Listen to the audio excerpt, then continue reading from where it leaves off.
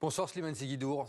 On va revenir sur cette aide de 105 millions d'euros prévue dans l'accord pour lutter contre l'immigration illégale, on vient de le voir. Sur le papier, que contient cet accord très précisément et qu'est-ce qui va être demandé à la Tunisie ?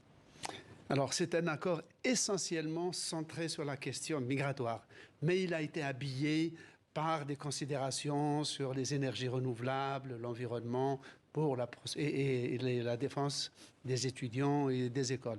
En fait, ce qui est demandé à la Tunisie, c'est, sur place, de surveiller au maximum les départs pour empêcher le maximum de départs. D'où cette aide de 105 millions d'euros qui consiste à renforcer les patrouilles côtières de la marine tunisienne et à aider au rapatriement non seulement des Tunisiens qui seraient partis irrégulièrement en Europe, mais aussi de tous les clandestins africains ou autres qui auraient transité par le territoire tunisien.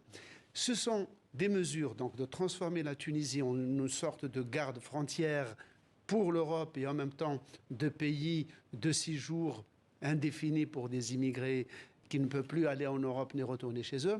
Il y a un mois, jour pour jour, le président tunisien avait rejeté avec véhémence cette perspective. Mais entre-temps, donc, il a été convaincu et il a accepté que la Tunisie fasse un peu la police, d'une certaine manière.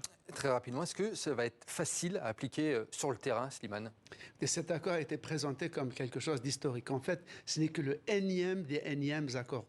Dès 2008, Berlusconi et Kadhafi s'étaient entendus dans un traité historique où Berlusconi avait demandé 5 milliards d'euros aux Européens pour justement maintenir les migrants ou les candidats à l'immigration en Europe sur le territoire africain.